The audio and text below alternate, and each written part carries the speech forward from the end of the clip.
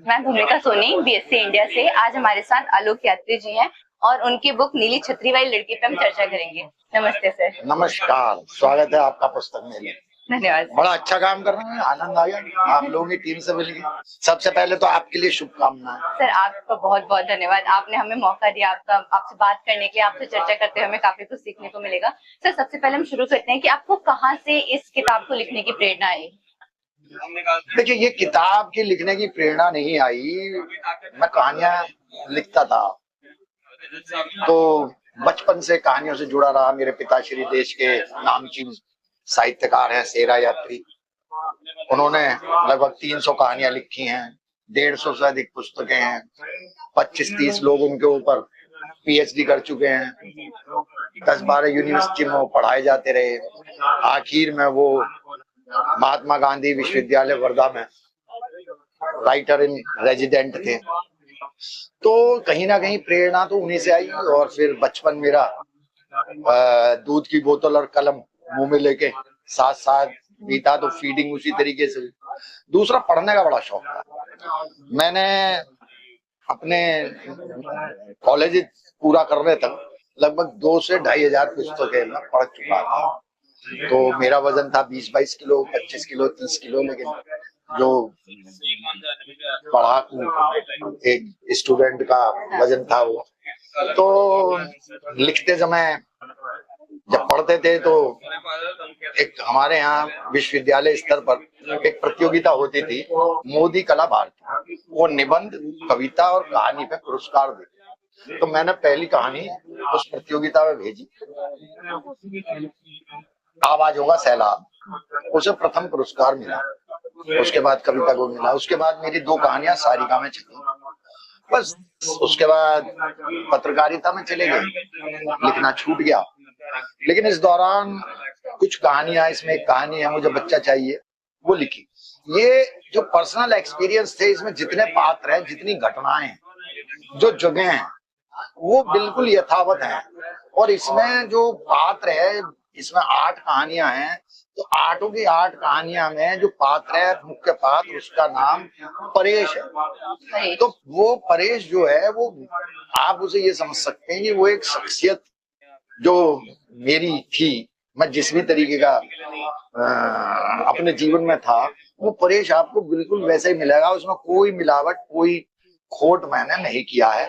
वो उसका बनियान फटा हुआ है, उसकी ऐनक टूटी हुई है, उसकी चप्पल टूटी हुई है, वो है पूरी है। अच्छा, मेरे ऊपर ये इल्जाम लगा कि आप रोमांटिसिज्म की तरफ जा रहे हैं। मैंने कहा, बच्चा जब पैदा होता है तो सबसे पहला रोमांस उसका उसी पल शुरू हो जाता है जिस समय वो फीडिंग के लिए बेताब होता है। तो ये तो एक नैसर्गिक प्रक्रिया है। अच्छा, फिर आज गुलेरी जी ने एक कहानी लिखी, वो एक ही कहानी। अब आप उसे प्रेम कथा भी कह सकते हैं, आप उसे मानवीय संवेदनाओं की कहानी भी कह सकते हैं। एक इकलौती कहानी गुलेरी जी को लिए खड़ी है। उन पे तो ये इल्जाम नहीं लगता कि उन्होंने रोमांटिसिज्म की तरफ चले गए थे वो। तो आप ये कहानी जब पढ़ेंगी, और मैंने ये किताब में नहीं लिखता, इतनी लंबी कहानियां आज के जमाने में कोई नहीं पढ़ता। लेकिन मेरा मानना ये है कि कहानी निरंतर छोटी छोटी छोटी होती चली जा रही थी, और वो बोनसाई तक की स्थिति तक आ गई थी। तो मैंने कहा, भाई कहानी को बोनसाई तो नहीं बनने देते। दूसरी बात, गाजियाबाद में और एनसीआर में कविता, गीत, गजल के महीने में 150 से 200 कार्यक्रम होते हैं। कहानी का कोई कार्यक्रम नहीं होता था। हम लोगों ने जब नौकरी छोड़ी तो हमने एक कथारंग के नाम से समूह बनाया, और हमने कहा कि भाई 4 लोगों से साथ मिलके हम कथा संवाद शुरू करेंगे। आज उस कथा संवाद में 100 से अधिक लोग जुड़े हुए हैं, और पूरा देश अब तो उससे जुड़ा है। अभी यहाँ ये सब लोग शिकायत कर रहे थे कि भाई हमें सूचना नहीं मिलती, सूचना नहीं मिलती।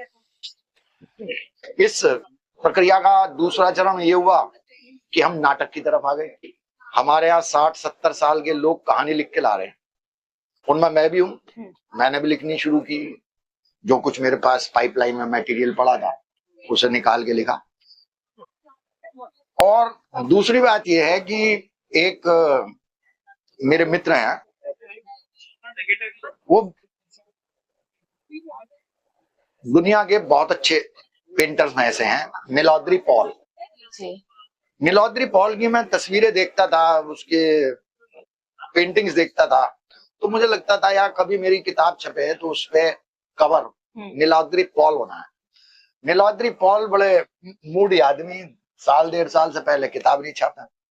खैर वो हमारे साथ ये आद्विक प्रकाशन के अशोक जी जुड़े, इन्होंने बहुत हमारे मित्रों का उद्धार किया।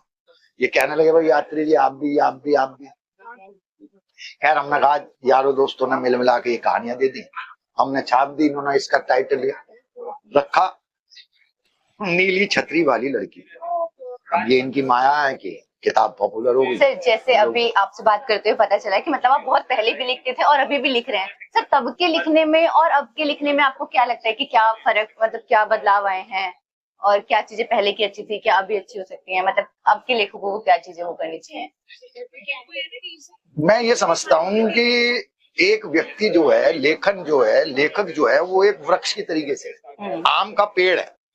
तो जब वो नया नया जवान होता है, बोराया रहता, बोर आ जाता, तो कुछ खट्टे आम होते हैं, कुछ अधपके आम होते हैं, कुछ कच्चे आम होते हैं, तो वो टेस्ट उसका अलग होता।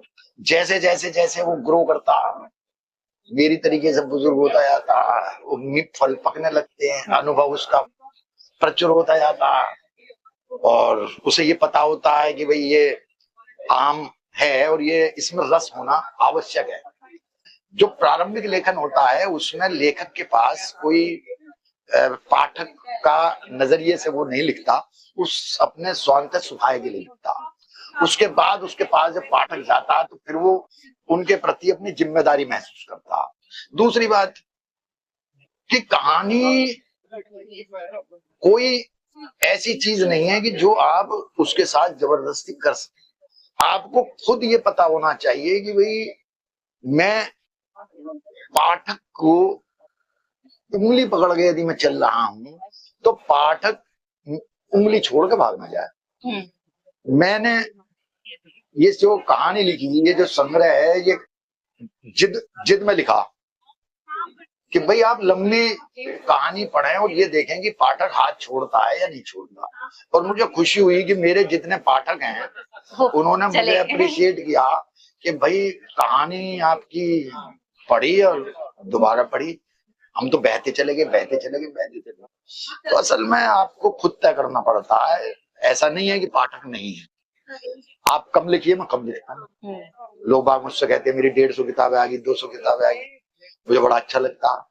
मैं सोचता हूँ कि मैंने 3 पेड़ों की हत्या की है अपनी आत्ममुग्धता की वजह से, क्योंकि मुझे ये किताब पाठकों तक पहुंचानी थी। मैंने दूसरी किताब लिखी, एक और पेड़ की हत्या हुई। तीसरी किताब लिख रहा हूँ, आ रही है, एक पेड़ की हत्या। निसंदेह इस गुनाह में मैं भी शामिल हूँ, लेकिन हाँ गुनाहों में कुछ जरा देवता होने की जरूरत नहीं है। ठीक है, अपना काम कम लेखन से चल रहा। तो आगे एंड करते हुए बस ये पूछना चाहूंगी कि मतलब आप पाठकों को क्या संदेश देना चाहते हैं कि वो इस किताब को किस नजरिए से या कैसे उनको, उनके लिए क्या संदेश रहेगा? देखिए साहब, मैं पाठकों को कोई संदेश नहीं दे रहा, किताब अपना सफर खुद तय करती है। जी। आप इस किताब को रद्दी में बेच दें, पन्ना पन्ना फाड़ के, इसका लिफाफा बना के उसमें मूंगफली रख दें। मूंगफली खाने के बाद आदमी उस लिखे को पढ़ना शुरू करता है कि इस अखबार पे, इस सफे पे लिखा क्या है। तो हर लेखक की ख्वाहिश यही होती है कि मेरे पास ज्यादा से ज्यादा पाठक होने चाहिए। मैं हिंदी साहित्य का धर्मवीर भारती होना चाहिए, कमलेश्वर होना चाहिए, पौन राकेश होना चाहिए, लेकिन मैं आलोक यात्री हूँ ये समझना मेरे लिए पहले जरूरी है। तब पाठक इस बात को बताएगा कि हाँ ये आलोक यात्री है। धन्यवाद आपका, बहुत अच्छा लगा आपकी पूरी टीम का धन्यवाद। Thank you.